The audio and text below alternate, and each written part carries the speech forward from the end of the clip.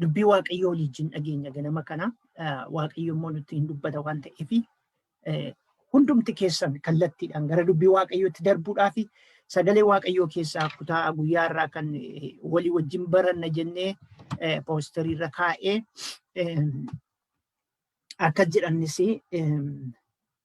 Efesoon boqonnaa 6 Efesoon boqonnaa 6 ergaa Phaawulos gara warra Efesoonitti erge boqonnaa 6 lakkoobsa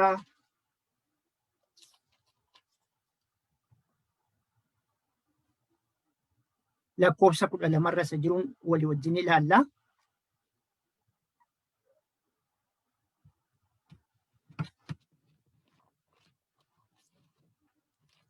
Akkana jedhan nan dubbisa.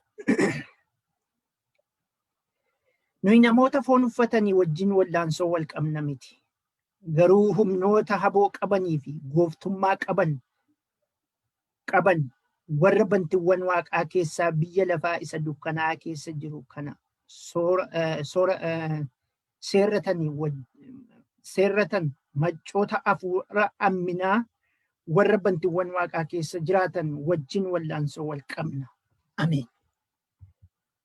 Barsiisa qorraa kana iskriinii irratti isinii ergaa akka hordoftan barbaada. Kunoo akkasitti isinii qopheessee jira. Akkuma argitan kanagaa ergamaan Phaawulosii waa'ee lolaa haasa'a. Lola kana keessatti akkana jedha. Nuyi namoota foon uffatanii wajjin wallaansoo wal qabna miti. Garuu humnoota haboo qabanii fi gooftummaa qaban warra bantiiwwan waaqaa keessaa biyya lafaa isa dukkana keessa jiru kana seerratan maccoota hafuura amminaa warra bantiiwwan waaqaa keessa jiraatan wajjin wallaansoo wal qabna. Kanaaf guyyaa hamaa sanatti mormitanii ittiin qabu. Lakkoobsa 13 barumsa keenya kana keessatti barumsa har'aa keenya kana keessatti jechuudha.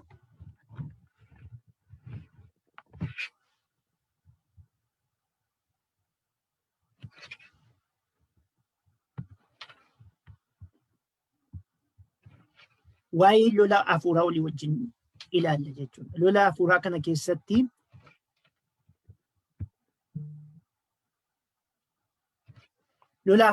keessatti lolli hafuuraa kun ilmaan namaa hundumaa irratti kan inni jalqabe nama kan fakkaatu ilmaan namaa irratti jalqabe. Ergamaan Phaawulos keenya wallaansoon keenya namaa wajjin miti. Wallaansoon keenya namaa wajjin miti. Wallaansoo keenya kana keessatti namaa wajjin miti. Wal'aansoon keenya warroota biyya lafaa kana seerratan hafuura dukkanaa mootummaa dukkanaa isa ta'e jini. Mootummaa dukkanaa kana wajjin wal'aansoo ol qabna malee wal'aansoon keenya wal'aansoo nama keessaa miti jedhee dubbata. Kallattiidhumaan gara dubbii keenyaatti darba. Lolli hafuuraa kun yoom jalqabe, akkamitti jalqabe, eessaa jalqabe isa jedhuun isinitti haasa'a. Xiqqoo ishee namoonni haala garaagaraatiin sagantaa kana akka hiruuf na gaggaafatu waan ta'eef kanaaf yaadi koo achitti yoo bittinnaa isin jalaa dhiifama guddaan isin jedha. Lolli hafuuraa keessaa kun ilmaan namootaa hundumaa irratti jalqabe. Yoom jalqabe inni jedhu lolli hafuuraa keessaa kun gosa sadiiti qaba. Yoom jalqabeetti hin dhufna gosa sadii qaba. Innis lola akkamiiti? Akkuma tokkoffaa irratti argitan lola amantootaa fi biyya lafaa gidduutti jalqabe. Yohaannis boqonnaa 15 lakkoobsa 18-27 yoo dubbifattan biyya lafaa keessatti rakkinni akka jiru warroota Kiristoos duukaa bu'an warroota amananii wajjin warroota kiristiyaana ta'anii wajjin biyyi lafaa rakkina akka qabdu yookaan lola akka jiru gooftaan keenya Yesuus Kiristoos kutaa sana keessatti dubbateera jechuudha. Kutaa sana keessatti dubbateera. Inni lammaffaani lola dhuunfaa fi lola dhuunfaa foonii fi hafuura gidduutti geggeeffamu. Galaatiyaa boqonnaa 5 lakkoobsa 16-27 yoo argitan lola dhuunfaan kun in dubbata sagaleen Waaqayyoo. Lola dhuunfaa lola foonii. Lolli foonii kunis Galaatiyaa sana isin dubbisa. Lolli foonii kunis 5:16 kaasee jechuudha. ija hojii hafuuraa fi ija hojii fooniidha. Ilaala, iddoo kana keessatti, kutaa kana keessatti maaltu jira? Lolli fooniif hafuura gidduutti geggeeffamu, namarratti, nama dhuunfaa irratti geggeeffamu. Hundumti keenya lola kana keessa jira jechuudha. Lola foonii kan dhuunfaa keenya, hafuura keenyaaf foon keenya gidduutti. Iji fooniif iji hafuuraa mul'ataa akka ta'e dubbiin Waaqayyoon dubbataa isa gajjal'aattis argachuu dandeenya. Kanaatiif loli kun lola foonii kan dhuunfaa hafuuraa fi foon gidduutti geggeeffamu jechuudha. Gosa sadii qaban jedheera. Inni sadaffaan lola amantootaa fi hafuura ammeenyaa gidduutti geggeeffamu. Lola amantootaa fi hafuura ammeenyaa gidduutti. Efesoon 6:10-27 isa amma dubbifanne kana inni argitan duula hafuuraaf qophaa'u isa jedhee Phaawulos dubbatu kana inni argitan. Lolli kun amantootaa fi hafuurota ammeenyaa gidduutti. Warroota amantoota garboomsuu barbaadan, warroota abboommii Waaqayyoo irraa amantoota dogoggorsuu barbaadan, warroota kiristiyaanota karaa Kiristoos irraa deebisuu barbaadan, warroota akkasii, hafuurota akkasii jira jechuudha. Hafuurri kunis immoo hafuura ammeenyaa isa amantootaa fi kiristiyaanota gidduutti lolli kun kan geggeeffamu jechuudha. Kanaatiif kutaa sadii qaba gaa lolli hafuuraa kuni. Kutaan tokkoffaan biyya amantootaa fi biyya lafaa gidduutti isa geggeeffamudha. Inni kutaan lammaffaan immoo lola foonii, lola dhuunfaa, foonii fi hafuura gidduutti, nama dhuunfaa gidduutti kan geggeeffamu jechuudha. Inni sadaffaan immoo amantootaa fi hafuura ammeenyaa gidduutti isa geggeeffamu. Achirraa tiksisaa argachuu yookaan luqqisaa argachuu dandeessu. Lolli kun eessatti jalqabe? Lolli kun kan inni jalqabe Waaqa irratti jalqabe. Isaayyaas boqonnaa 14 dhaxxanii lakkoofsa 12 amma 17 innaa dubbifattan argachuu dandeessu. Akkasumas mul'ata boqonnaa 12 lakkoofsa 7 argachuu dandeessu. Akkana jedha. Kana booddees Waaqa keessatti lolli hin ka'e. Kana booddees Waaqa keessatti lolli hin ka'e. Mikaa'el ergamoota isaa wajjin bineensa akka jawwee sana in lole. Bineensichi akka jawwee sunis ergamoota sana wajjin deebisee isa in lole. Lolli kun eessatti jalqabe kan jedhuufi lolli kun Waaqa irratti jalqabe. Ergamaa Lucifer isa jedhamuun jalqabe jechuudha. Ergamaan kun ergamaa Lucifer kan jedhamu kanaan jalqabe jechuudha. Lolli kun Waaqa irratti. Kana booddee dhiifama gaa warri sheerii barbaaddanii please karaa namoota kan biraa argachuu dandeessu. Gooftaanis naa eebbisu. Lolli kun egaa Waaqa irratti jalqabe jenneerraa. Ammas gara dubbii keenyaatti galaa jirra. Inni kan biraan eenyuun jalqabe kan jedhu ergamaa maqaan isaa Lucifer jedhamuutiin jalqabe. Ergamaa Waaqayyoo kan ta'e, ergamaa Waaqayyoo kan ture Luciferiitiin jalqabe jechuudha. Fina Waaqayyoof ta'u barbaaduudhaan Isaayyaas boqonnaa 14 lakkoofsa 12-17, Hisqeel boqonnaa 28 lakkoofsa 12-19 akkasumas mul'ata boqonnaa 12 lakkoofsa 9 irratti asirratti iskiriinii irratti jira waan ta'eef kanaaf inni ariifadhee dubbadhe kunoo asitti argachuu dandeessu jechuudha. Asitti argachuu dandeessu. Lucifer ergamaa baay'ee miidhagaa fi dura buutuu kan ture isaatiin jalqabe jechuudha. Lolli kun jechuudha. Lolli kun kan jalqabe.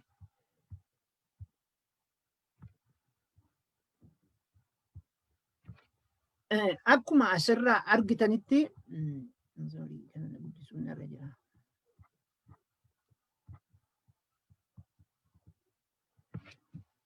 maal jedhaa?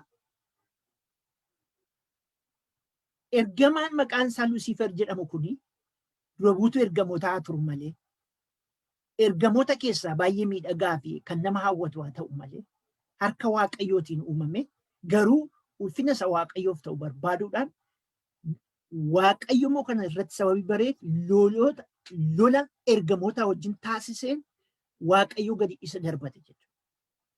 Akkana jedha dubbiin sagalee Waaqayyo Isaayyaas boqonnaa 14:12 irratti. Ati yaa ilma ganamaa isa akka bakkalcha barii ibsitu akkamittiin bantii Waaqaa irraa gad darbatamte? Ati inni saba gadi qabaa turte amma immoo akkamittiin lafatti dabalamte? Ati akkamittiin kana taate har'a immoo jedha. Kanaaf lolli kun egaa yeroo jalqabe nama kanaa yeroo jalqabe lolli kun bantiiwwan Waaqaa keessatti darbe. Waa'ee lola kana gana baay'ee haasofna waan ta'eef isa booddee lolli kun erga bantiiwwan Waaqaa keessaa jalqabee gara jannata Eden keessa dhaqe. Gara jannata Eden keessatti ilmi namaa Waaqayyo bifa fakkeenya isaatti uume. Seera uumamaa boqonnaa 1 lakkoofsa 26 27tti dubbifachuu dandeessu. Ilma namaa bifa fakkeenya isaatti uume. Kan isa fakkaatu Waaqayyo kottaa kan nu fakkaatu hin humnaa jedheetu uume ilma namaa bineensotarraa biqiltootarraa wantoota jiran wantoota hin jirrerraa adda baaseetu ilma namaa fakkaattii ofiisaatiin uume. Fakkaattii ofiisaatiin uume. Egaan ilma namaa kanaa jannata Eden keessa erga kaa'ee booddee lolli keessaa kun lolli hafuuraa inni keessaa kun karaa seexanni boofa bineensa ta'etti fayyadamuudhaan akkuma iskiriinii irraa argaa jirtan kanatti lola kana keessatti boofatti fayyadameetu seexanni Addaamiif Hewaaniin lolu jalqabe jechuudha. Lolli keessaa kun garuu namoonni jannata Eden keessatti akka qoramaniif karaa itti banate. Lolli keessaa kun namaa fi hafuura ammeenyaa gidduutti ta'e. Seera uumamaa boqonnaa 3 lakkoofsa 15 irratti Addaamii fi Hewaan akkana jedhe gooftaan keenya Yesuus Kiristoos akkana jedhe Waaqayyo dubbisaatiin iddoo sanatti inni miilla kee isiniin dubbisame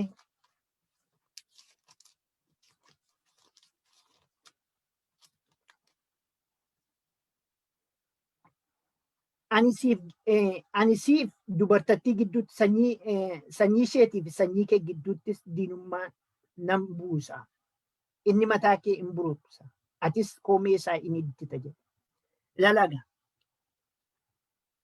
lolli kun hin jalqabe amma jannata Eden keessatti erga Waaqa irratti jalqabe booda jannata Eden keessatti lolli hafuura ammeenyaaf nama gidduutti jalqabe kun boofatti fayyadamee seexanni dhaqee Addaamii fi Hewaanitti taasise. Keessumaa lakkoofsa tokko jalqabdanii amma 9tti yoo dubbifattanii bineensa bakkee keessaa boofi haxxee akka ture akkasumas immoo boofti kun gara Addaamii fi Hewaaniin jannata Eden keessatti dhaqeetu akkana jedhe. Dhuguma Waaqayyo muka iddoo kanattiiti hin nyaatinaa isiniin jedhee. Hin nyaatinaa isiniin jedhee dhuguma Waaqayyo akkana isiniin jedhee. Dhuguma Waaqayyo akkana isiniin jedhee. Addaamii fi Hewaanii jannata Eden keessatti yeroo sana waan sadiitiin qoraman. Innis akkuma asirraa argitanitti tokko lubbuudhaan qoraman. Lubbuudhaan. Seera uumamaa boqonnaa 3 lakkoofsa 3 irratti hin duutu isa jedhe sodaatan. Lubbuu isaanii sodaatan. Hin duutu lubbuudhaan qoraman. Lammaffaa irratti fooniin qoraman. Gomjaansisaa ta'uusaa argisiisa. Achitti gomjaachisaa ta'uusaa argite dubartattiin Hewaan. Inni sadaffaan hafuuraan qoraman. Iji isaanii hin baname. Hamaaf gaarii gargar baasanii hubatan. Kanaaf hafuuraan qoramuu jalqaban. Har'as ilmi namaa fi intalli namaa wantootuma kana sadaniin qorama. lubbuudhaan foonii fi hafuuraan qoramu. Biyya lafaa keessa amma jiraannutti kan foonii wanti nuyi arginu, daabboon nuti arginu, nyaanni wanti nuyi ittiin jiraannu jireenya keenya hin qoru. Wanti lubbuu keenya qorus jira. Akka nuyi Waaqayyo irraa galagallu kan nu godhu. Wanti hafuura keenya qorus jira. Biyyi lafaa keessatti ilmi namaa kana wantoota kana sadaniin qoramu. Lubbuu, foonii fi hafuuraan qoramu.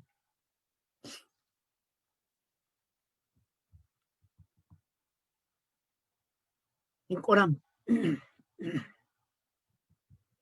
Egaan Waaqayyo wanta tokko jedhe gararraatti innaa deebinee dhufee ilmi namaaf intalli namaa yookaan ilmaan namaa kufaatii isaanii argeetu Waaqayyo inshuraansii qopheesseef.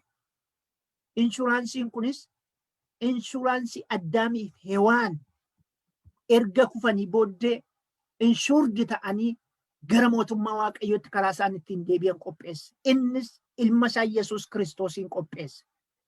Lolli itti fufee jira. Seera uumamaa kana Waaqarratti jalqabee seera uumamaa kana keessatti dhufee namoota wajjin jalqabee itti fufe. Hamma bara gooftaan keenya Yesuus Kiristoos dhufutti, hamma bara gooftaan keenya Yesuus Kiristoos kun dhalatuutti lolli kun itti fufe. Har'as itti fufee jira lolli hafuuraa kun. Lolli hafuuraa kun egaa wantoota garaagaraa gochuudhaan akkaataa garaagaraatiin jireenya namaa garboomsuu barbaada jechuudha. Waaqayyo garuu nama sababii jaallatuuf inshuraansii qopheesseef, Yesuus Kiristoosiin qopheesseef, Yesuus Kiristoosiin gara jireenya bara baraatti akka dhaalan, Yesuus Kiristoosiin iddoo ba'anitti akka deebi'an, Yesuus Kiristoosiin karaa irraa badanitti deebi'anii akka dhufan, Yesuus Kiristoosiin gara iddoo jireenyaatti akka dhufan qopheesseef.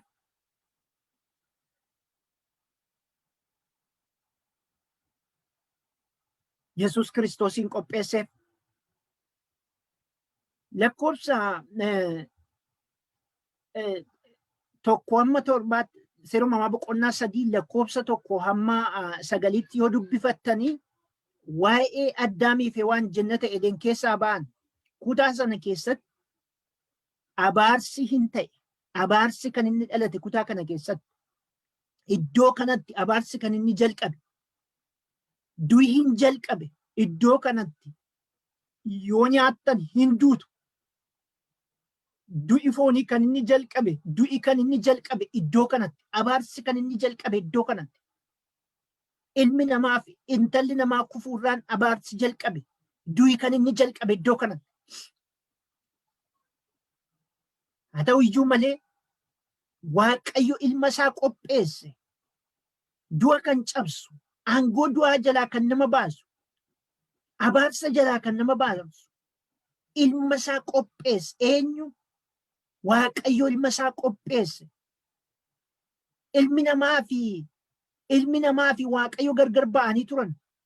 Ilma namaa isa gargar ba'e isa Waaqayyotti adda ba'e kana deebisee Waaqayyotti araarsuudhaaf ilma isaa qopheesse. Waaqayyo deebisee ofii isaatti araarsuudhaaf ilma isaa qopheesse. Kanaatiif abaarsi jira, hin jalqabe, duunni hin jalqabe. Kanaaf ilmi namaa garbummaa abaarsaa jala jira. Garbummaa abaarsaa jalatti gad deebi'ee jira. Du'i isa irratti taboo qabaatee jira. Amma garuu Yesuus Kiristoosiin ergeetu du'a kana isa itti faradame, ilma namaa isa itti faradamuuf ture kana du'a jalaa baasuudhaaf inshurdi godhe ilma namaa jechuudha. Har'as seexanni gadi hin teenye lola kanatti fufee jira. Waaqayyo garuu ilmaan isaatiif lolaa jira. Egaan duunni sababii namni yakka hojjete tokkootiif isaaf kan gatiin isaa kan isaaf kaffalamu. Namni yoo cubbuu hojjete gatiin isaa du'aadha. Yesuus Kiristoos garuu ilma namaa barbaaduudhaaf gara biyya lafaa dhufe. Bara kana gaa yeroo duunni jalqabe, bara kana gaa yeroo abaarsi jalqabe, abaarsa jalatti dhalli namaa kufee gadi bu'ee mataan isaa gadi qabamee yeroo jirutti ilma isaa ergeetu gara Waaqayyotti araarsu, gara Waaqayyotti fidu. Isa booddee ammas ilmi namaa kun immoo hafuurota hammootaa kana irratti dammaqee hojii isaa akka hojjetu ture Waaqayyo kan inni qopheesse jechuudha.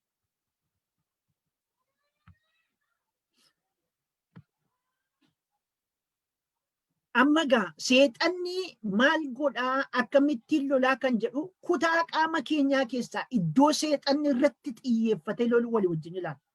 Kutaa qaama keenyaa keessaa seexanni iddoo kam lola?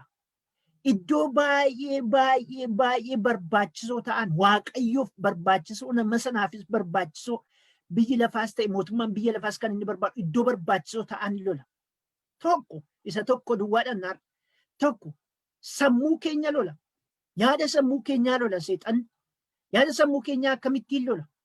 Maaliif sammuu keenya lola seexan isa jedhu waliin ilaala. Ni lammaffaan arraba keenya lola. Ni sadaffaan laphee keenya lola. Har'a kan nu ilaallu irratti xiyyeeffanne sammuu keenya, yaada sammuu keenyaa seexanni maaliif lola? Yaada sammuu keenyaa kutaa jalqabaa waliin ilaalla jechuudha. Sabooddee kutaa 2 fi 3 immoo torbee fi 10 itti fufnee gara irratti dammannee seexana loluutti ceenaa jechuudha. Qaama keenya keessaa irratti xiyyeeffatee seexan kan inni lolu tokkoffaa irratti sammuu keenya. Sammuu keenya lola. Sammuu keenya akkamittiin lola seexan? Maaltu achi keessa jira? Sammuun keenya iddoo abboommiin waaqayyoo keessatti oomishamudha. Iddoo wanti nuyi hojjennu, wanti nuyi ittiin geggeeffamnu keessatti oomishamudha. Kanaaf sammuun keenya iddoo abboommiin waaqayyoo inni caalu keessatti oomishamudha. Waaqayyoon jaallachuun iddoo inni keessatti oomishamudha. Isa booddee nama jaallachuun iddoo inni oomishamudha. Kurnaan abboommii qulqulluu keessaa kutaan 2 kan jiru hin beektu. Kutaan tokkoffaan 1 amma 3tti kan jiru waaqayyoon jaallachuu isa jedhudha. Kutaan lammaffaa immoo maal jedhaa nama akka mataa keetiitti jaalladhu isa jedhudha. 4 amma 10tti kan jiru. Kanaaf abboommiinti kun kurnaan abboommiinti qulqulluu kun bakka isaan itti oomishaman, bakka isaan itti hojiirra oolan, itti yaadaman achi keessa waan ta'eef. Kanaaf seexanni sammuu keenya jabeessee lola. Kanaaf seexanni sammuu keenya lola. Namni sammuun isaa yoo hin hojjetu ta'e, namni sammuun isaa yoo hin yaadu ta'e, waan godhu hin beeku. Kanaaf sammuu keenyatti xiyyeeffatee sammuu keenya lola. Hidhaan jaalalaaf qabnu, hidhaan jaalala waaqayyoof qabnu achi keessa jira. Kanaaf sammuu keenya lola. Yoo sammuun keenyatti yaadee hin hojjetu ta'e, yoo sammuun keenyatti yaadee of qabee hin hojjetu yoo ta'e, dhalli keenya guutummaan hojii hojjechuu dhiisuu danda'a. Kanaatiif sammuu keenya lola seexan jechuudha. Abboommii waaqayyootu keessa jira waan. Abboommii waaqayyoo keessatti oomishama waan ta'eef. Isin irranis ni deebi'a. Kurnaan abboommiin kuni, kurnaan abboommii qulqulluuni akkuma barattanii kutaa 1 amma 3tti kan jiru waa'ee jaalala waaqayyooti fi nama gidduu jirudha. Kutaan 4 amma 10tti jiru immoo waa'ee jaalala namaaf nama gidduu jirudha. Kana keessaati seexanni sammuu keenya gaafa lolu sammuu keenya keessatti waa'een jaalala waaqayyoo fi nama gidduu jiru yookaan waa'een jaalala anaa fi waaqayyoo gidduu jiru yookaan sii fi waaqayyoo gidduu jiru akka hin raawwatamne akka nuyi jaalalli kun sammuu keenya keessatti hin oomishamne. Yookaan immoo abboommii 4 hamma 10tti kan jiru waa'ee jaalala namaaf nama gidduu jiru akka sammuu keenya keessatti hin oomishamne gochuudhaaf waraansa kana sammuutti bana seexanni. Firoota warri har'a na dhageessan seexanni sammuu keenya lola keessaa xiyyeeffatee sammuu keenya lola. Haala akkamiitiin sammuu keenya lola isa jedhu waliin laala. Haala akkamiitiin sammuu keenya lola. Seexanni gaafa sammuu keenya lola aangoo waaqayyootti gaaffii nu kaasisa. Seera uumamaa boqonnaa 3 lakkoofsa 1 jalqabaati amma 6tti dubbifadha akkanadha. Bineensa bakkee keessaa waaqayyo gooftaan uume hundumaa keessaa bofni caalaa haxxee ture. Innis dubartittiidhaan dhugumaan waaqayyo ija mukeetii iddoo dhaabaa kana keessaa jiran hundumaa irraa nyaatinaa isiniin jedhe. Dubartittiin immoo boofichaan nuyi ija mukeetii iddoo dhaabaa kana keessaa jiran irraa nyaachuu hin dandeenye. Garuu muka isa iddoo dhaabaa kana walakkaa jiru ija isaa irraa hin nyaatinaa. garuu muka isa iddoo dhaabaa kana walakkaa jiru duwwaa Waaqayyo ija isaa irraa hin nyaatinaa. Isatti hin bu'inaa, kanaa achi hin duutu jedheera jette. Bofichi immoo deebisee dubartittiidhaan hin duutan. Lala. Fooltii maseexanni asitti qabu, rakkoo maseexanni qabu dubartattiin sun utuu hubattee ta'e akkana jedhe lakkoofsa tokko irratti dhugumaan Waaqayyo ija mukeetii iddoo dhaabaa kana keessa jiran hundumaarraa hin nyaatinaa isiniin jedhe. Lakkii hin sirreessiteef lakkii isa keessaa isa tokkorraa isa gidduu isaa jiru kanarraa nyaatinaa nuun jedhe. Seexanni achitti dhuguma Waaqa ilaalaa, soba seexanaa ilaalaa. Hundumaa isaarraa nyaatinaa isiniin jedhee jette gaafate. No, akkas miti isa gidduu isaa jiru kanarraa nyaatinaa nuun jedhe. Ilaalaa, isa booddee hin duutanii jette seexanni. Hin duutanii isa booddee shakkiitutti nama. Aangoo Waaqayyotti gaaffiitutti nama. Dandeettii Waaqayyotti gaaffiitutti nama. Hin duutu jedheera Waaqayyo. Garuu hin duutan jette boofi. Kanaan booddee nama ilaalaa sammuu namootaa akka inni itti garboomsu. Akkamittiin akka inni itti lolu ilaalaa. Hin duutani gaaffii aangoo Waaqayyotti gaaffii kaase. Keessa isheetii aangoo Waaqayyotti gaaffii kaase. Lakkaan duunu. Lakkaa akka Waaqayyo taana akkuma bofi jedhu. Hin duutuun Waaqayyo hin duutuun keessa deemu. Aangoo Waaqayyotti gaaffii nu kaasisa gaafa nu jalqabu sammuu keenyatti waa qilleensa'uu gaafa jalqabu aangoo Waaqayyotti akkati gaaffii kaaftu si godha jechuudha. Haala kam keessayyuu jiraadhu. Yaada kam keessayyuu jiraadhu. Gaaffiin akkati sammuu keetiin gaaffii aangoo Waaqayyotti yookaan dandeettii Waaqayyotti kaaftu si godha jechuudha.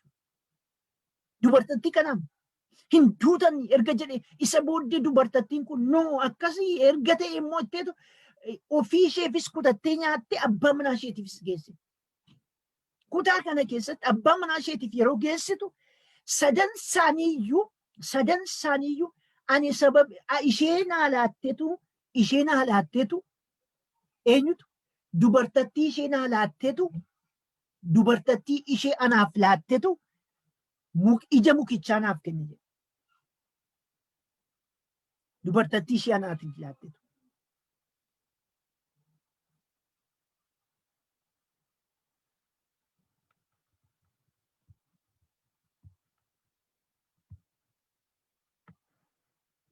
Dubartattii ishee anaaf laatteetu ija mukichaa naa kenne.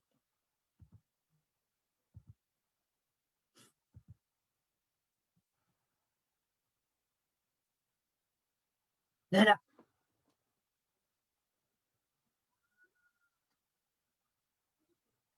Hewaan immoo maal jette? Boofichatu na goyyomse. Namoonni kun sababa funaannatu. Hundumti isaanii sababa funaanu. Sababa funaanu. Riizinii funaanu. Garuu Waaqayyo adaba Waaqayyo jalaa isaanii ba'a. Lala. Hewaan boofichatu na goyyomse. Addaami hewaan ishee naa laatteetu na goyyomse. Sababii nama hin baasu.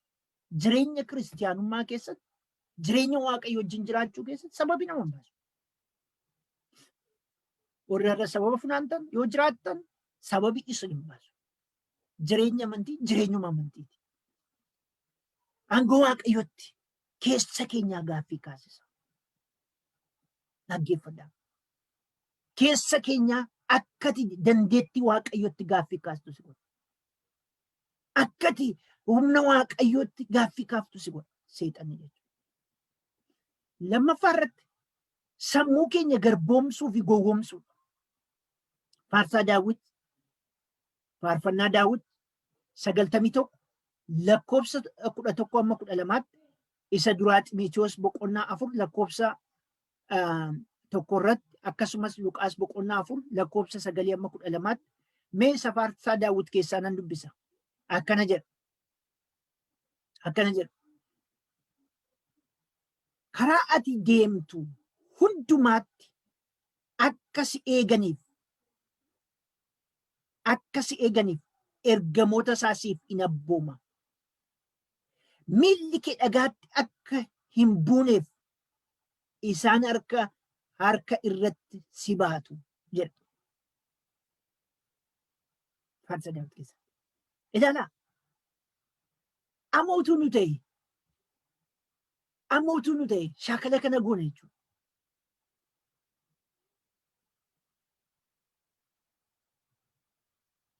Sammuu keenya garboomsu barbaada seetan. Yeroo sammuu keenya garboomsu immoo luqqisa dubbii Waaqayyoo keessaatti fidu. Yoo nu hin dhugna ta'e amala dhugaatii qabna yoo ta'e hin dhugin kan jedhu hin jiru, xiqqoo ishee fudhadhu kan jedhu jira. Macaafa qulqulluu keessa isa argitee taa'ee gara keenya. Sammuu keenya garboomsuudhaaf. Yoo nu yakka cubbuu ejjaa keessatti kufuu barbaanna yoo ta'e, Waaqayyo cubbuu kamittiyyuu nama qulqulleessa jedhameetu gara keenya. Sammuu keenya garboomsuu barbaada kaayyoon isaa waan ta'eef. Hin gowwoominaa. Seexanni ofiisaa badee ilma namaa bal'eessee wajjin si waliin galuu sababii barbaaduu fi waan godhu hundumaa ogummaadhaan godhu. Isinis ogummaa dubbii Waaqayyoo qabaadha. Ogummaa sagalee Waaqayyoo qabaadha. Ogummaadhaan deddeebi'u, ogummaadhaan Waaqayyo wajjin jiraachuu, ogummaadhaan waan seexanni tooftaa seexanni ittiin gara keenya dhufu beekuun barbaachisaadha. Kan luqqisa nutti luqqisu yookaan kan xiksii nutti xaqqasu hundumtuu Waaqayyo biraa miti. Waaqayyo biraa miti.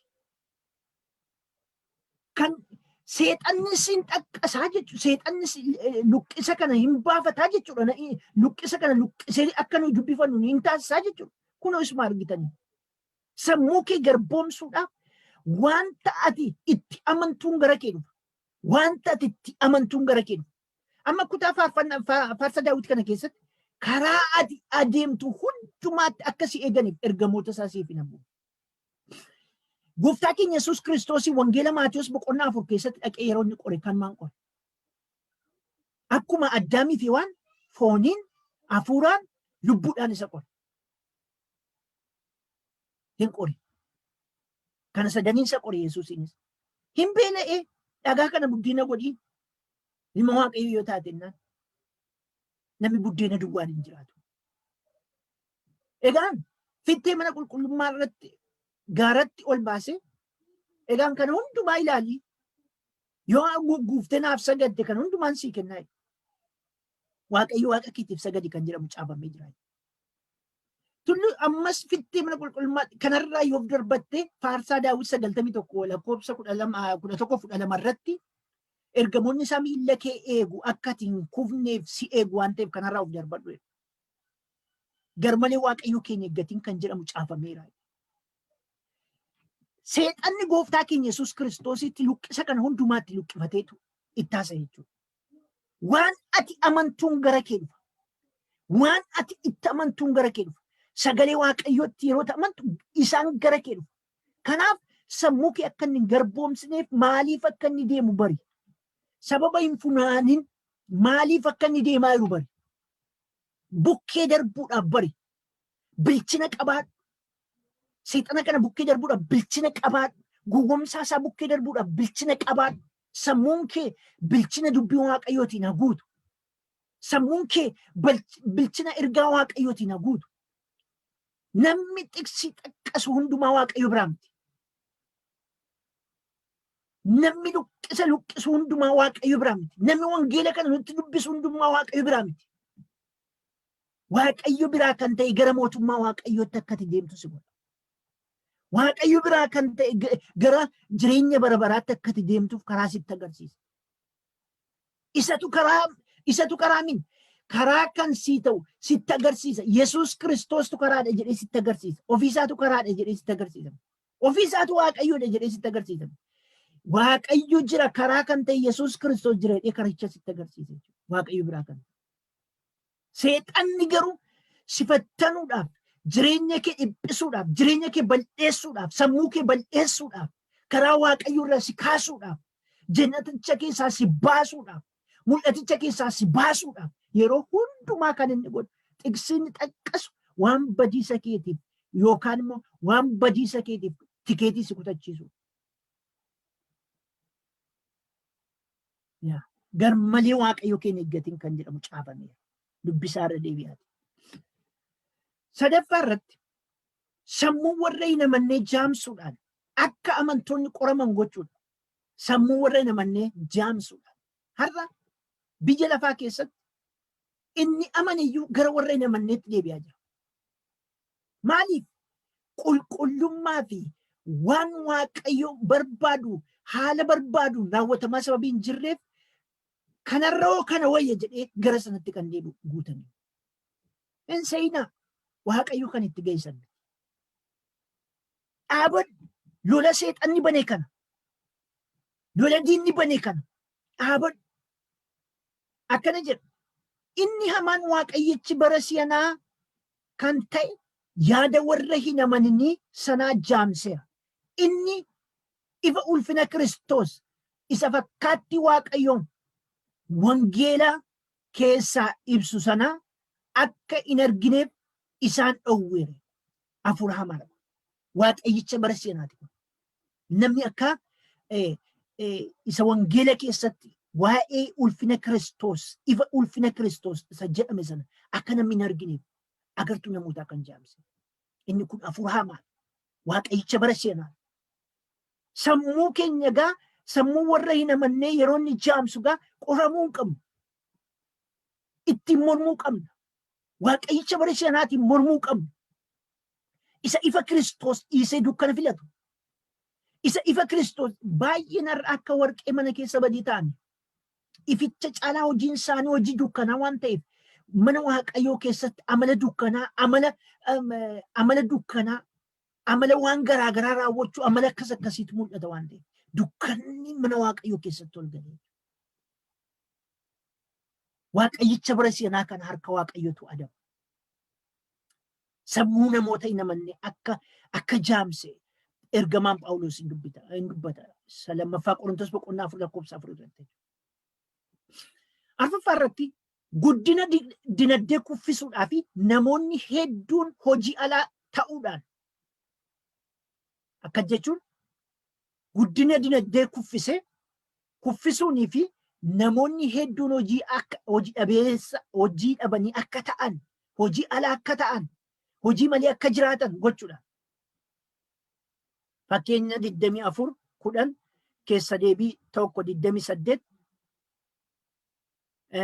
seera lakkoofsaa 21 lakkoofsa 4 isa lammaffaa seenaa baraa boqonnaa 1 lakkoofsa 8 Qorontos lammaffaa seenaa baraati inni kun.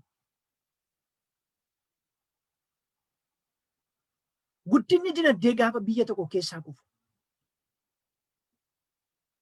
Namoonni baay'een gaafa hojii dhabdoota ta'an maaltu ta'a? Ituun jaallatin ilmi namaa biyyicha gadhiisee baqata. Baqannaa ta'a. Yeroo baqatu kana maaltu ta'a? Lubbuu isaa dhabuudha. Lubbuu namaa balleessuu danda'a. Baqataa ta'a. Biyya isaa gadhiisee ba'a. Guddina dinagdee kuffisuu isaatiin, guddinni dinagdeen kufuu isaatiin. Guddinni dinagdeen kufuu isaatiin.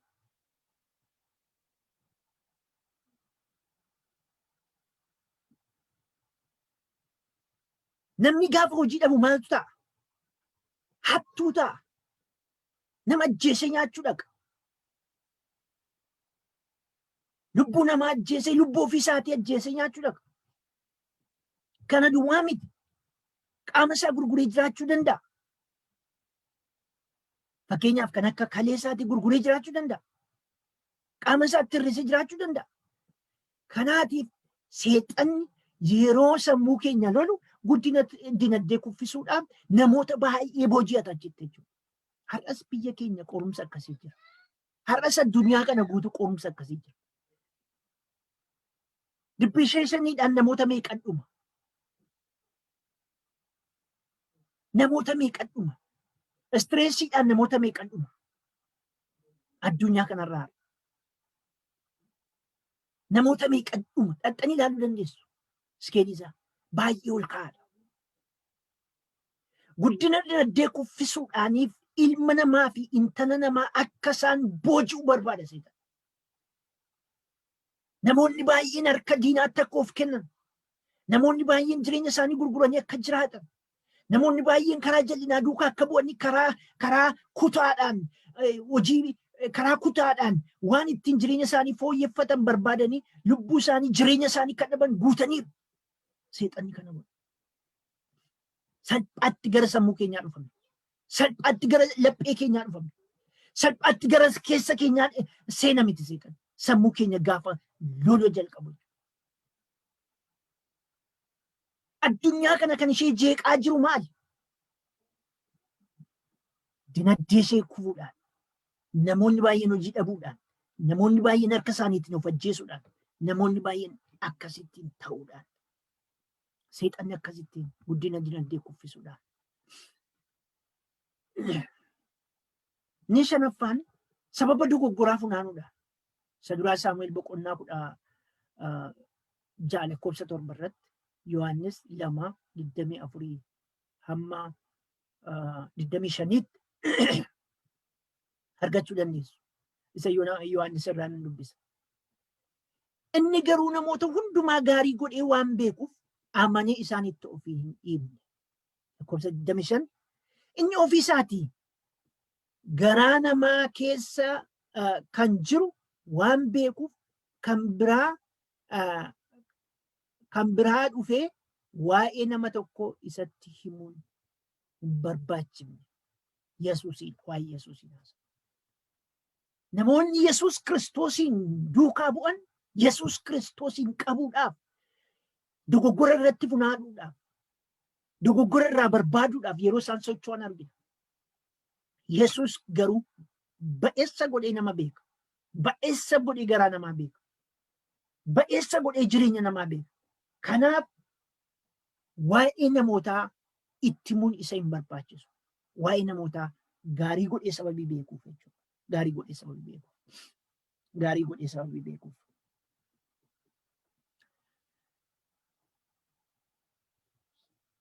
Itti dubbifachuu dandeessu Saamu'eel isa duraa kanas jechuudha. Waaqayyo garuu Saamu'eeliidhaan ani waan isa tuffadheef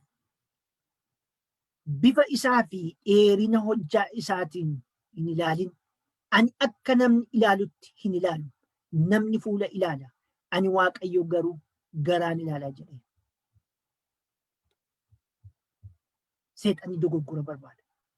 Nu balleessuudhaaf sammuu keenya qabachuudhaaf dogoggora nurra barbaada. Dogoggora tokko yeroo sirra barbaadu immoo jireenya kee balleessuudhaaf dogoggora sirra barbaada malee si jiraachisuudhaaf.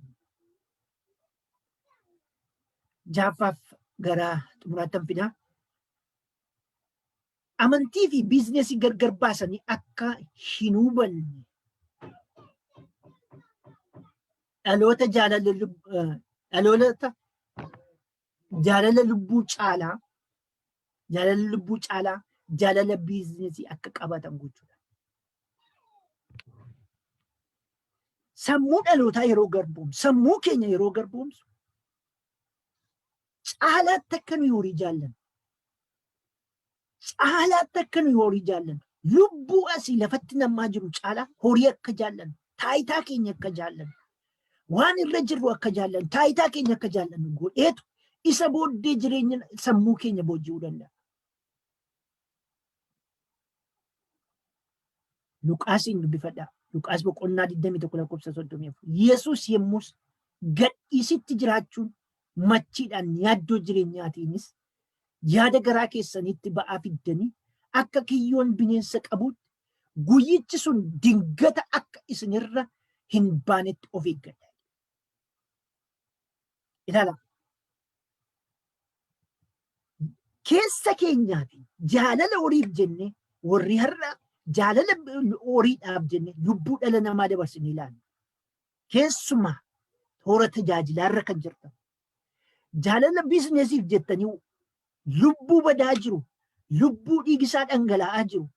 Sababii manni jireenyi keessan isinitti ho'eef jireenya namaa qullaa gochuu kan barbaadan yoo jiraattan guyyichi akka sirra hin baanetti isa mana kee isa caalmaatti lubbuu caalaa horii jaallattu kan isa seexanni akkasi godhe kan gara lubbuutti deebi'iti guyyicha jalatti guyyichi akka sirra hin baaneef dingata guyyicha akka sirra hin baaneef of eeggannoodhaan jireenya kee sirreeffa. Har'a biyya waldaa kiristiyaanaa keessa har'a addunyaa kana keessatti olaantummaadhaan hanga har'aatti olaantummaadhaan saffisaan guddatee nama kan dinqisiisu yoo jiraate biizinesii maqaa Yesuus Kiristoosiin maqaa Hafuura Qulqulluutiin maqaa Waaqayyootiin sobanii biizinesii uummatanii. Biizinesiin kun ariifatee nama guddisa ariifatee saffisaan iddootatti barbaaddeessi saamuudha waan ta'e. Kanaaf hundumtuu biizinesii kana keessa galuu barbaada. Hin se'in guyyaan jiraan guyyaan ati jala miliquu hin dandeenye. Har'a biizinesiidhaaf yoo garte guyyaa ashaaraan kee itti ilaalamu ni dhufa. Guyyaa ati iskiriinii Hafuura Qulqulluu keessa dabartu ni dhufa. Iskiriinichi garuu soba kee wanta hojjechaa turte hundumaa bakkeetti baasisee agarsiisa. Darbuu hin dandeessu. Kanaaf seexanni maal godha? Namni baay'een keessa isaaniitiin nama jaallachuu, lubbuu namaa jaallachuu caalaa biizinesii isaanii akka jaallatan. Kanaatiif nama ajjeesu. Kanaaf nama ajjeesanii jiraachuu barbaadu. Kanaaf nama ajjeesanii mana isaanii guddifachuu barbaadu. Kanaaf nama iyyoomsanii mana isaanii guddifachuu barbaadu. Kanaaf nama ajjeesanii taayitaarra taa'uu barbaadu.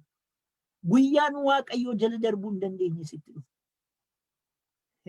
Guyyaan ati jala ba'uu hin dandeenye sitti dhufa. Guyyaan ati iskiriinii sana keessa darbuu hin dandeenye sitti dhufa. Guyyaan ati keessa darbuu hin dandeenye sitti dhufa. Kanaaf gowwomsaa seexanaa isa seexan ittiin sammuu kee gowwomsee har'a biizinesii kee jireenya bara baraa waan geesse sitti fakkaatu kana jalaa deebi'i. Irratti bari tooftaa seexanaa irratti bari tooftaa diina kee irratti bari irratti dammaqi irratti kayyati kiristiyaana irratti dammaqi. Biizinesii caalaa lubbuu namaaf ilaalcha kenni. Qabeenya caalaa ilaalcha kenni.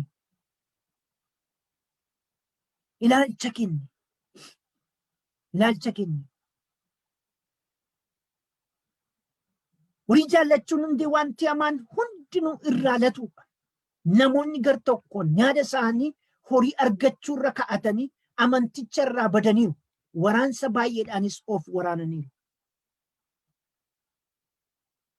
Saduraa Xiimotewos boqonnaa 6:10.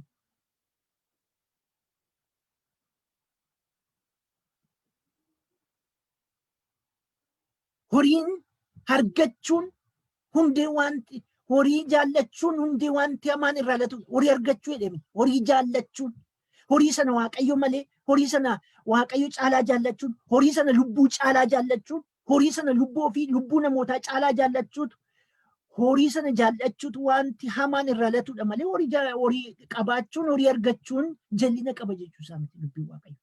Akkasitti hubadhaa. Akkasitti sagalee Waaqayyo fudhadhaa. Biyya lafaa yookiis waan biyya lafaa jaallachuutti hin hidhaminaa. Namoonni tokko biyya lafaa jaallachuutti yoo hidhame Waaqayyoo abbaa jaallachuun isa keessa hin jiru. Biyya lafaa yookiis waan biyya lafaa jaallachuutti hin hidhaminaa. Namni tokko biyya lafaa jaallachuutti yoo hidhame Waaqayyo abbaa jaallachuun isa keessa hin jiru. Kanaaf sagalee Waaqayyo moototii lamaatiin bitamuu hin dandeessan kan inni jiru. Please lubbuu akka lubbuutti ilaalu. Biizinesiidha. Sigana guyyaa tokko. Sigana. Lubbuu dhalootaaf iddoo alaana. Lubbuu amantootaaf iddoo alaana.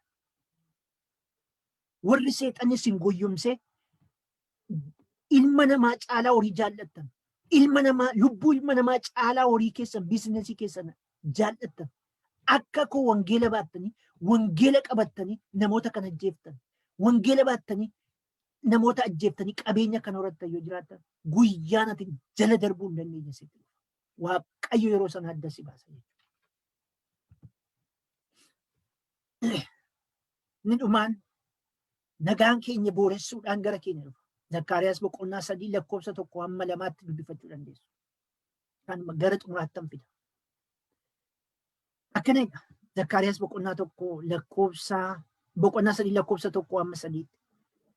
Yeroo kan biraa immoo Iyyaasuun hangafni lubaa ergamaa Waaqayyoo dura utuu dhaabatu seexanni immoo isa ammeessuudhaaf gara mirga isaa dhaabachaa utuu jiru inni anatti in agarsiise. Yommus ergamichi Waaqayyo seexana nana Waaqayyo si haa ifatu seexana nana Waaqayyo inni Yerusaalemiin fo'ate si haa ifatu. Namichi kun akka mukukkula ibidda boba'aa jiru keessaa butameeti mitiire jedhe. Lala Iyyaasuun uffata xurii haa uffatu iyyuu malee Waaqayyo lubbuu dhala namaaf sababii yaaduuf uffata xurii uffatte badija qoduraatti.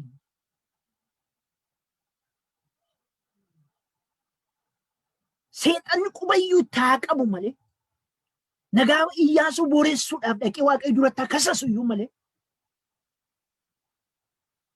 badi ija qoduraatti hin jirre.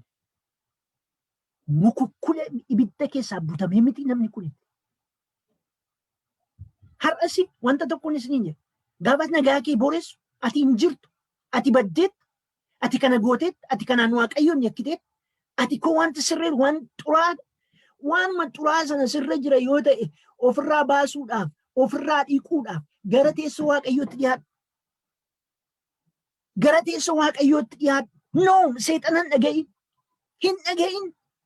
Isa nagaa kee booressuun dhaga'in. Hin dhaga'in gara Waaqayyootti dhiyaadhu.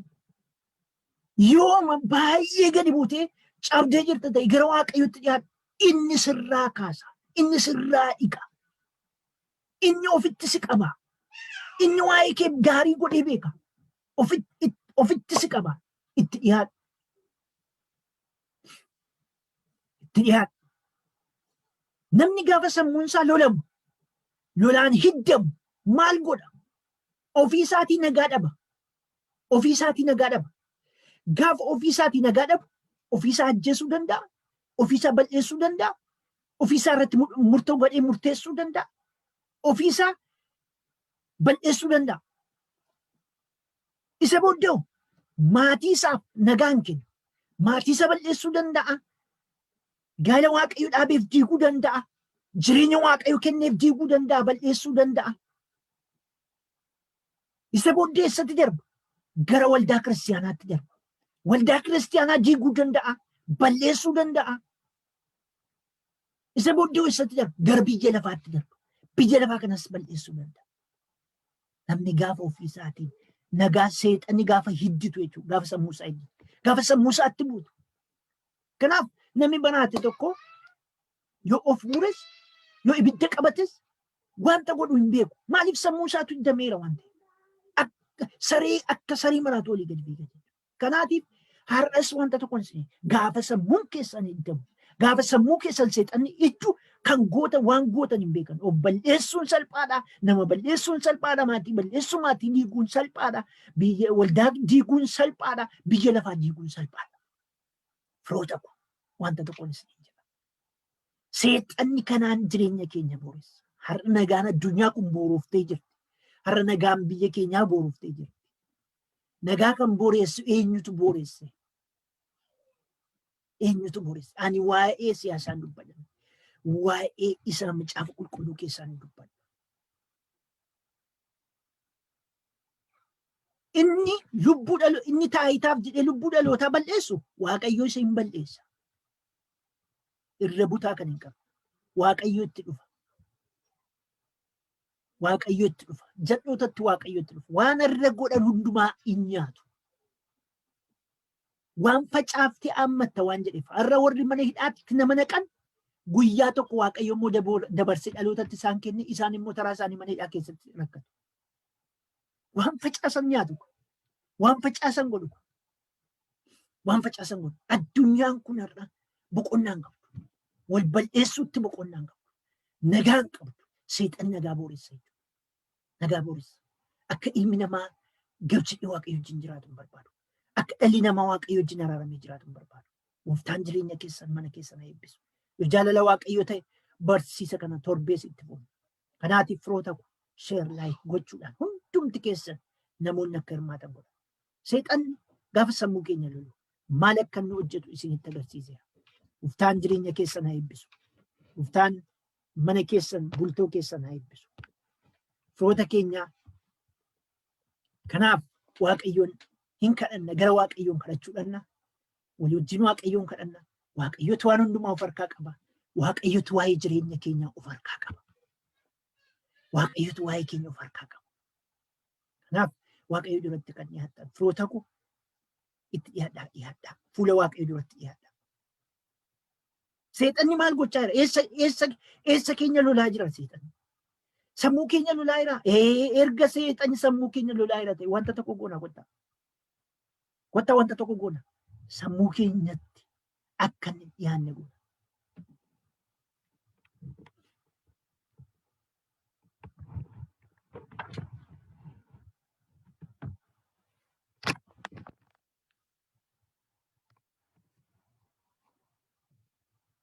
Kottaa akkas goona. Hin kadhannaa waaqayyoon kadhanna walii wajjinii. Gooftaan gara keenya hin dhufaa. Hin kadhanna waaqayyoon. Seexanni maal barbaada? Sammuu keeti. Sammuu kee kanarraa harka kee kaayyaadha. Seexanni karaa kamiin sitti dhufee si jeeqaa jira? Laphee keeti. Sammuu keeti. Sammuu kee waraanaa jira. Itti dhiyaadhu. Waaqayyo sirraa kaasa. Hin kadhanna. Ati waaqayyoodha. Waaqayyo isa hundumaa dandeessu. Waaqayyo isa hundumaa irratti haboo qabdu. Waaqayyo isa ilma namaaf intala namaaf dhaabate ati waaqayyoodha. Akkana jette ergamoota keetiin yaa Phexros seexanni isin gingilchuudhaaf ka'eera. Ni garuu waaqayyo abbaas ni kadhadheera. Arrasi waaqayyo sin kadhadha. Seexanni jireenya namaa balleessuudhaaf, sammuu namaa balleessuudhaaf, sammuu ala dhaloota baay'ee gochaa jira waan ta'eef maqaa Iyesuus Kiristoosiin annan jedha. Yeroo kanaaf sa'atii kana jalqabe haboon afuura hamaa sammuu keenyatti baname. Haboon afuura hamaa jireenya keenyatti baname. Haboon afuura hamaa maqaa Iyesuus Kiristoosiin kan waraaname yaada. Maqaa Iyesuus Kiristoosiin kan waraaname yaada. Maqaa Iyesuus Kiristoosiin kan waraaname yaada. Maqaa Iyesuus Kiristoosiin sammuun dhala namaarraa kan waraaname yaada. Hallelujah.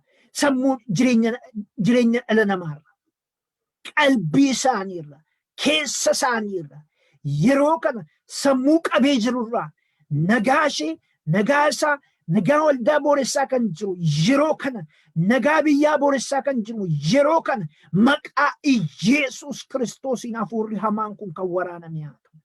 Maqaa Iyesuus Kiristoosiin hafuurri hamaan kun kan waraaname yaada. Bakka jirtan irratti, yeroo jirtan irratti, haala jirtan irratti ani isin abbooma. Warri sammuu namaatti ergamtan, warri yaada namaatti ergamtan, warri guddina dinagdee kuffisuudhaan dhala namaa jeexxan, sammuu dhala namaa jeexxan, sammuu dhala namaa garboomsitan isin abbooma. Maqaa Iyesuus Kiristoosiin rukutama. Saba kanarraa rukutama. Saba dhiiga waaqayyoon bitame irraa rukutama. Nama dhiiga waaqayyoon bitame irraa rukutama. Rukutamaa sin abboomna. Qilleensa kanarraa sin abboomna. Lafa kanarraa sin abboomna. Biyya keenyarraa sin abboomna. Maqaa Iyesuus Kiristoosiin rukutama. Namni jireenya isaa gurgure, namni qaama isaa gurgure akkan jiraatu kan gochaa jirtan hafuurri hamaan biyyichatti barichatti gadi baatan hafuurri hamaan, hafuurri leegiyoon, hafuurri ulfina waaqayyoof hin taane biyyichatti kan gadi dhangalaatan, biyyicha kan xureessatan, biyyicha kan balleessatan maqaa Iyesuus Kiristoosiin sin abbooma. Bakka jirtanitti waraanama. Bakka jirtanitti waraanama. Bakka jirtanitti waraanama. Nagaa namaa irratti kan bobbaatan, dhala namaa irratti kan bobbaatan maqaa Kiristoosiin waraanama. Hallelujah. Yeroo kana sin kadhadhee waaqayyo nama uumaa kee ta'e hidhamanii kan jiran, dhukkubaan hidhee kan jiru, seexanni dhukkubaan hidhee kan jiru, karaa garaa garaan hidhee kan jiru maqaa Iyesuus Kiristoosiin harka isaarraa hafatu. Nan abbooma harki seexanaa kun irraa rukutamu. Harki dhukkubaa kun irraa rukutamu. Harki dhukkubaa kun irraa rukutamu. Yaa Gooftaa ati saba kee ni beekta. Yaa Gooftaa ati olota kee ni beekta. Yaa Gooftaa ati olota kee ni beekta. Maqaa Iyesuus Kiristoosiin wolota kee kanaaf teessoo kee irraa ka'e. Maqaa Iyesuus Kiristoosiin saba filatte kanaaf teessoo kee irraa ka'e. Wolota waamte kanaaf teessoo kee irraa ka'e. Ani wolota kunan tiksa, ani wolota kunan eege. Situ eega olota kee. Situ beeka olota kee kanaaf teessoo kee irraa ka'e. Yeroo kana yaa Waaqayyo biyya keenya keessatti rakkinni garaa garaa uumame. Dhiigni namaa akka dhiiga horiitti dhangala'aa jira. Yaa Waaqayyo si waamu. Hin dandeessau. Hin dandeessau. Guutummaa biyyattii keessatti dhiigi dhangala'aa jira. Ba'a, kaaba, kibba, lixa. Yaa Waaqayyo Gooftaa hundumaa irratti dhiigi dhangala'aa jira. Ati Waaqayyoodha. Ati namaaf dhiiga kee dhangalaafte. Ati olootaaf dhiiga kee dhangalaafte. Ati namaaf dhiiga kee dhangalaafte. Dhiigi kee namaaf dhangala'eera. Yaa Waaqayyo ati teessoo kee irraa ka'e. Yaa Waaqayyo ati teessoo kee irraa ka'e. Dubbiin kee akkuma jedhu mootummaa jal'inaa, mootummaa jal'aa isinirraa nan kaasa jette. Mootummaan jal'aan nurraa ka'u. Inni namoota balleessu. Inni yaa Waaqayyo dhiiga namoota keetti dhangalaasu. Maqaa Yesuus Kiristoosiin nurraa ka'u. Dabarsite sajjabaadha jedhamu yuun kaafte. Waaqayyoodhati. Humni keenyas, meeshaan keenyas, ilmaan keenya biyya keessatti dhumaa jiru haala garaa garaatiin. Rakkinni hamaan isaan irra ga'aa jira, hidhamaa jiru. Yaa Waaqayyo Gooftaa haala hin taaneen gudeedamaa jiru, rakkachaa jiru. Akka bineensaatti bineensaan nyaatamaa jiru. Akka bineensaatti bakkeen du'aa jiru. Huumaa harka keetiiti. Maaliif calliftaree huumaa harka keetiiti? Maqaa Iyesuus Kiristoosiin ati teessoo kee irraa ka'e. Ati teessoo kee irraa ka'e. Ati teessoo kee irraa ka'e. Ati teessoo kee irraa ka'e. Ati teessoo kee irraa ka'e. Ati teessoo kee irraa ka'e. Miijanamtee miizanarra erga kaa'amte booddee hirruu taate argamte. Kanaatiif mootummaa kee cabseen ittiin jedha dubbiin kee. Har'as nan jedha. Meenee teeqeel faaras kan jedhu irratti haa ta'u. Yaa Waaqayyo waan tokkoon siin jedha. Ati Waaqayyoodha. Ati Waaqayyoodha. Ani amma waa'ee dhiiga namaan ilaalaa jira. Dhiiga namaa isa dhangala'u. Dhiiga namaa isa karaatti dhangala'aa jiru. Akka hin taanetti isa dhangala'aa jiru. Bifaaf fakkeenya keessa ta'e. Egaa bifaaf fakkeenya keef hin dhimmita. Hin kaata teessoo keerra. Harka keetti kaase. Harka keetti kaase. Jabaan si caalu hin jiru. Jabaan si caalu hin jiru. Harka keetti kaase. Mootii fuutee marga dheechifteetta. Amala namummaa keessaa fuutee amala sangaa keessa keesseetta.